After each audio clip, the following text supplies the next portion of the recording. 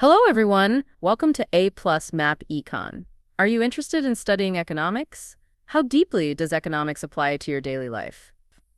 Ever find yourself wondering, why that new phone costs so much, or how something happening halfway across the world suddenly affects prices here? Maybe you're just trying to get your head around all those economic ideas for a test. Well, you're in the right place.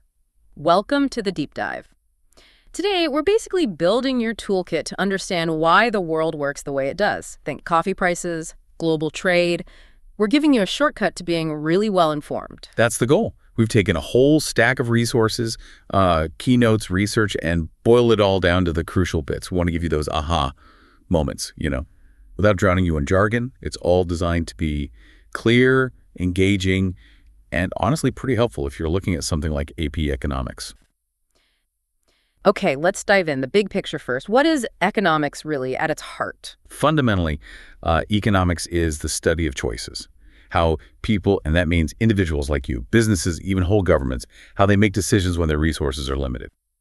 Limited resources like time, money. Exactly. Time, money, land, energy, all these things are finite. But our wants, they seem pretty unlimited, don't they? So economics is all about how we use those scarce resources effectively, trying to get the most out of what we have. So it's way broader than just cash and markets. It's about constrained choices everywhere. Makes sense. But why study it? I mean, besides getting ready for an exam, what's the payoff? Oh, it's incredibly practical. Studying economics helps you decode the world around you. You start understanding money, sure, but also resource allocation, why companies and governments make certain decisions, and personally. It helps you make smarter choices with your own time and money, understand big issues like inflation or jobs, and maybe even be a bit more prepared for, unexpected economic shift. It's really a lens for thinking critically. Okay. Now, I know one of the first big splits you learn about is microeconomics versus macroeconomics. That seems like a really key distinction. Absolutely fundamental, and definitely something you'll see emphasized. Think of microeconomics as using a microscope. You're zooming way in. It focuses on individual players. A single person's buying habits, one specific company, or maybe a particular market. Like, why did that food truck change its menu? Exactly. Or how do gas prices spiking after a hurricane affect just the local drivers? Or what goes into deciding the price of the next iPhone? That's all micro, small scale, specific decisions. Right. So if micro is the magnifying glass, what about macro? What's that view? Macroeconomics is like pulling back using a wide-angle lens. You're looking at the whole economy, the big picture, the aggregate trends. So here you're tackling things like inflation across the entire country, or government policies trying to lower national unemployment, or the effects of big federal spending programs. It's the forest, not the individual trees. Got it. Micro, small scale, macro, big picture. And within economics, there's another split. Positive versus normative. How does that work? Yeah, this is crucial for clarity. Positive economics is about what is. It's objective, based on facts, data, things you can actually test or verify. So if we're talking about the current unemployment rate being, say, 3.7%, or studies showing the impact of minimum wage on job numbers, or how interest rate changes affect business investment, that's all positive economics. Factual statements. Things we can measure and potentially agree on based on evidence. So normative must be the flip side. Exactly. Normative economics is about what should be. It's subjective, based on opinions, values, beliefs. You can't really prove these statements right or wrong with data alone. Think about debates like, should college be free? Are current tax policies fair? Should everyone have universal health care? These are value judgments. Important discussions, but based on opinion, not just facts. Okay, that makes sense. Positive is facts, normative is opinions. So we've got the landscape. Pause the screen for a moment and try the practice problems. The answers are at the end of the video. Now let's drill down into those foundational concepts, starting with the big one. Scarcity. You said that's kind of the root of it all. It really is the fundamental economic problem. Scarcity isn't just like a temporary shortage. It's the basic condition that our wants and desires are essentially limitless, but the resources available to satisfy them, time, money, natural resources, are limited. This mismatch forces us to make choices. Every single decision, from what you eat for breakfast to national policy, happens because of scarcity. And because of scarcity, every choice has a cost. And that cost, that's not just the price tag, right? That leads us straight into opportunity cost. This sounds important. Oh, it's huge. Definitely a concept to lock down, especially for exams.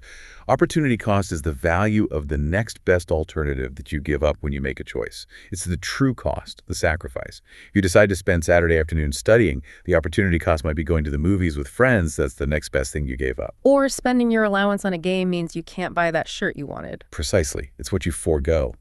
Understanding this helps you weigh decisions more rationally, thinking about what you're really sacrificing, not just the explicit price. Okay, that's a powerful idea. Now, to make anything goods or services, we need inputs. Economists call these the factors of production. What are they? Right, these are the basic building blocks. There are four main ones. First, land. This isn't just dirt. It means all natural resources. Water, oil, forests, minerals, the actual ground itself. Think raw materials. Got it. Natural resources. What's next? Second is labor. This is the human effort, both physical and mental, that goes into production. Teachers teaching, construction workers building, software engineers coding. That's all labor. Okay, land, labor. Third is capital. Now, be careful here. In economics, capital usually means physical capital. The tools, machinery, buildings, technology like computers or factories that are used to produce other goods and services. It's human-made stuff that helps us make more stuff. So not necessarily money, but the tools and equipment. And the fourth? The fourth is entrepreneurship. This is the special human element that brings the other three factors together. Entrepreneurs are the innovators, the risk-takers who start businesses, develop new products, and figure out how to combine land, labor, and capital effectively. They're vital for dynamism. Land, labor, capital, and entrepreneurship, the essential ingredients. Okay, let's shift gears slightly. How do different societies actually organize these factors to answer those basic economic questions? What to produce, how to produce it, and for whom? This gets us into economic systems. Exactly. Economic systems are the frameworks, the rules of the game that societies use to make these fundamental decisions and allocate their scarce resources. I know there are different models. Let's start with the command economy, central planning, right? Yeah. In a command economy, the government makes pretty much all the key economic decisions. They decide what gets produced, how much, what the prices will be, and who gets the goods and services. Think of the former Soviet Union, or currently North Korea, as examples where the state has dominant control. Okay, so government control. What's the opposite end of the spectrum? That would be the market economy or the free market. Here, decisions are decentralized. They're made by millions of individual consumers and producers interacting through markets. Prices emerge from supply and demand, acting as signals that guide resources. Adam Smith's invisible hand idea fits here, that individuals pursuing their own self-interest in competitive markets can unintentionally benefit society as a whole. But most countries aren't purely one or the other, are they? That's right. Most real-world economies are mixed economies. They combine elements of both market mechanisms and government intervention. The US, France, Sweden, they're all mixed economies, but the mix is different. They balance market freedom with government regulation, social safety nets, public goods, and so on. It's a spectrum. So within these systems, how does resource allocation actually happen? How do we decide where the scarce stuff goes? It follows the system type. In a command economy, the government dictates allocation.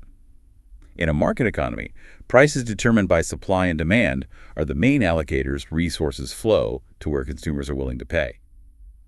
In a mixed economy, it's a combination, some allocation through markets, some through government programs or regulations. And underlying all these decisions in any system are incentives. They seem pretty crucial. Absolutely critical. Incentives are basically anything that motivates a person to act or exert effort. Understanding them is key to understanding economic behavior. We generally talk about two types. Positive incentives are rewards that encourage behavior, like getting paid for working or getting good grades for studying. Makes sense. And negative. Negative incentives are punishments or costs that discourage behavior. Think fines for speeding or taxes on cigarettes designed to reduce smoking. Seriously, if you understand how people respond to incentives, you can predict a lot of economic outcomes. It's a concept that just keeps coming back. Pause the screen for a moment and try the practice problems.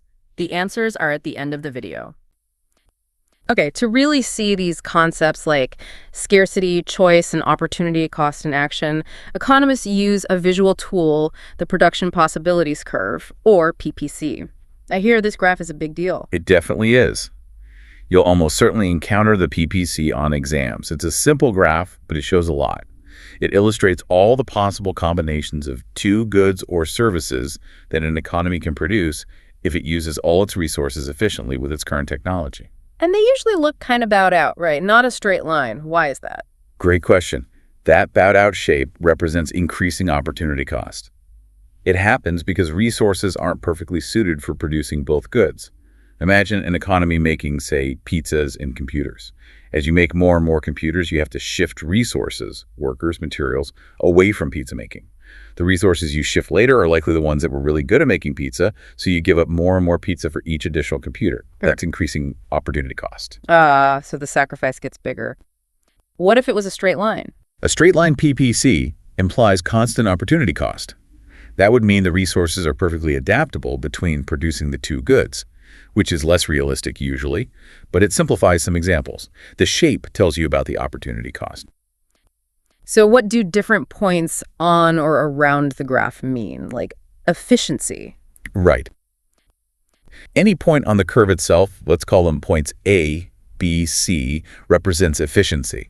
The economy is using all its resources, nothing is wasted, producing the maximum possible output. A point inside the curve, say point F, means inefficiency. There are unemployed workers, idle factories. The economy could produce more of both goods by using its resources better. And a point outside the curve, like point E, that's unattainable with the current resources and technology. You can't get there yet. And moving along the curve shows the trade-off. Exactly. Moving from point A to point B means you're choosing to produce more of one good, but you must produce less of the other. That movement is the trade-off. And the slope between the points shows the opportunity cost. Can the whole curve move? Yes. An outward shift of the entire PPC represents economic growth. This happens if you get more resources, like more workers or discovering oil, or if technology improves, letting you produce more with the same resources. An inward shift, sadly, means economic decline, maybe due to a natural disaster, war, or loss of resources. The whole potential shrinks. One last thing on PPC is the difference between capital goods and consumer goods. Important distinction. Capital goods are things used to make other goods. Machines, tools, factories. They help future production. Consumer goods are for immediate satisfaction. Pizza, clothes, entertainment. There's a key trade-off shown on a PPC comparing these two. If an economy focuses more on producing capital goods now, it sacrifices some current consumer goods. But investing in capital goods leads to a bigger outward shift of the PPC in the future, more potential growth down the line. It's about investing for the future versus enjoying things now. Pause the screen for a moment and try the practice problems. The answers are at the end of the video. Okay, this next topic feels really central to understanding trade between people or countries. Comparative versus absolute advantage. This is a big one for global trade, right? Absolutely. It explains why trade happens and why it's beneficial. Let's break it down. Absolute advantage is pretty straightforward. It just means being able to produce more of a good than someone else using the same amount of resources, or the same amount using fewer resources.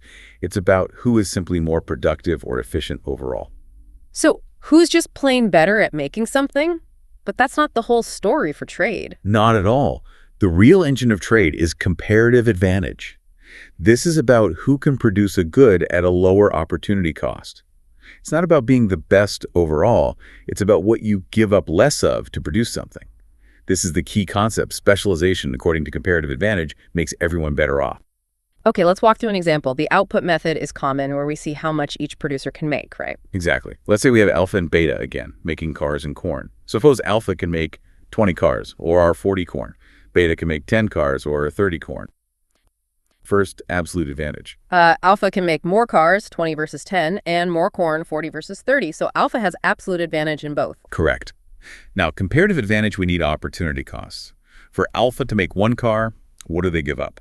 They could have made 40 corn instead of 20 cars, so the opportunity cost of one car is 40/20 equals 2 corn. For beta to make one car, they give up 30 corn for 10 cars. So the opportunity cost of one car is 30/10 equals 3 corn. Okay, so alpha gives up only 2 corn to make a car, while beta gives up 3 corn. Alpha has the lower opportunity cost for cars. They should make cars. Perfect. Alpha has the comparative advantage in cars. Now let's check corn. For alpha, the OC of one corn is 20 cars, 40 corn equals 13, or about 0.3 cars. beta gives up fewer cars, 13, to make corn compared to alpha, 12. So beta has the comparative advantage in corn. Exactly. So even though alpha had the absolute advantage in both, specialization based on comparative advantage means alpha should focus on making cars, beta should focus on making corn, and then they should trade. They'll both end up with more goods than they could have produced on their own. That's really powerful. Now, sometimes the problem is presented differently with inputs, like how much time it takes. Yes, the input method. Here, the numbers represent the resources, like hours needed to produce one unit. Let's say alpha needs 5 hours for one car and 2 hours for one corn. Beta needs 4 hours for one car and 1 hour for one corn. Absolute advantage first. Beta takes less time for both cars, 4 hours versus 5 hours, and corn, 1 hours versus 2 acres. So beta has the absolute advantage in both. Right. Now, opportunity cost with inputs.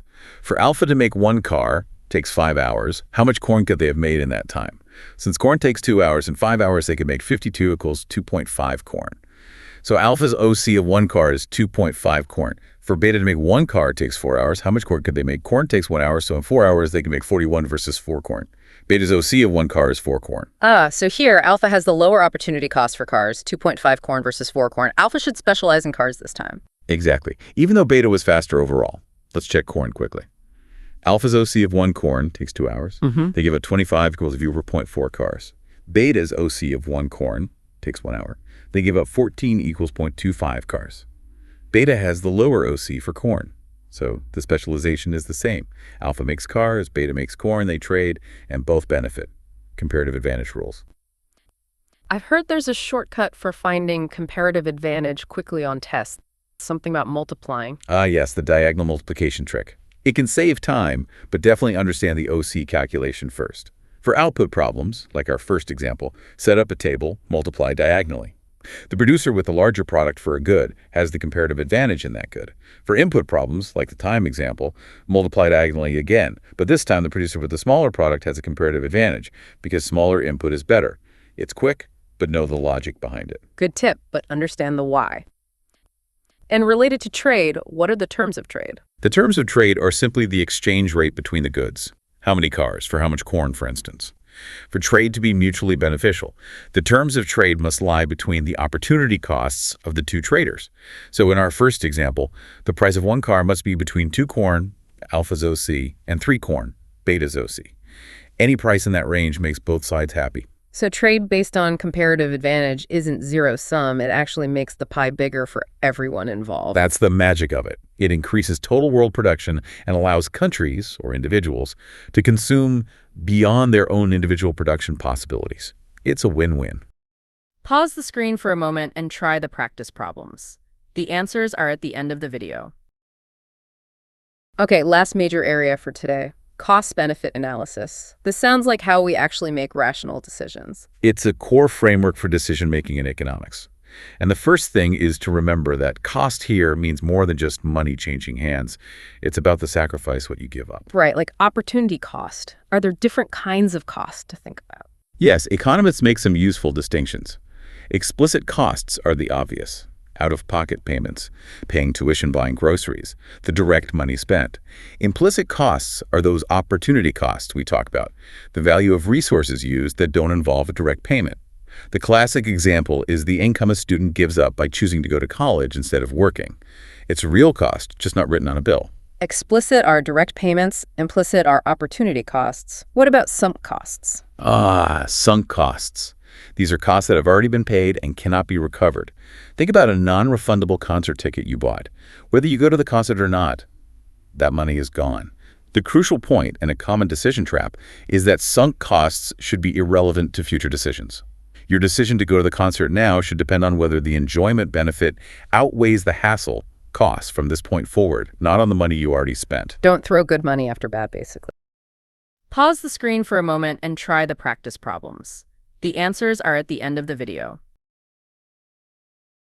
So cost-benefit analysis uses these cost ideas. Yes, it's a systematic way of comparing the benefits of an action to its costs, both explicit and implicit, ignoring sunk costs. But often, we focus on the margin. The key rule is to compare the marginal benefit, MB, the extra benefit from one more unit of an action, to the marginal cost, MC, the extra cost of one more unit.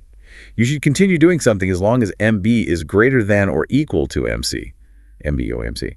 Stop when the marginal cost exceeds the marginal benefit. Think at the margin. One more hour of studying, one more slice of pizza. Compare the extra benefit to the extra cost. Exactly. And this marginal thinking leads directly to the utility maximizing rule for consumers. Utility is just economist speak for satisfaction or happiness. How do consumers maximize their satisfaction with a limited budget? The rule says you should allocate your spending so that the marginal utility per dollar spent is equal across all the goods you buy.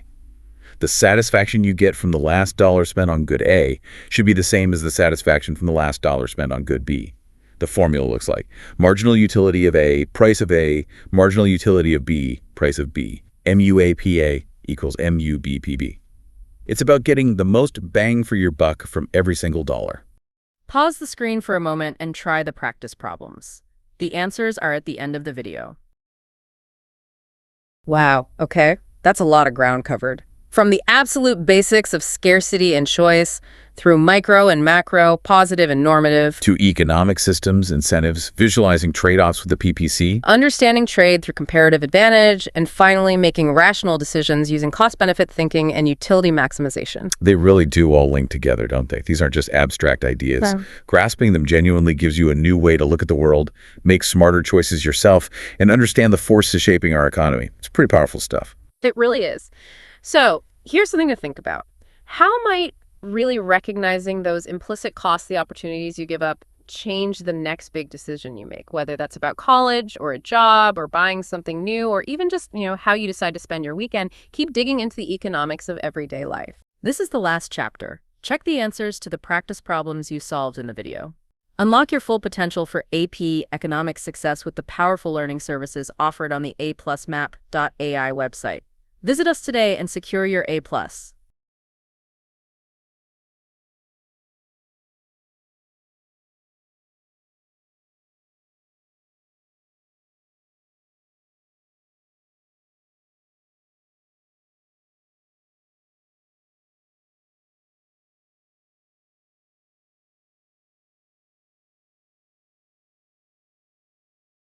I hope you enjoyed your first AP Economics class with AplusMap. You've already covered so much ground, so try not to stress. We're confident that AplusMap will help you secure a great score on the AP Economics exam. Looking forward to our next class.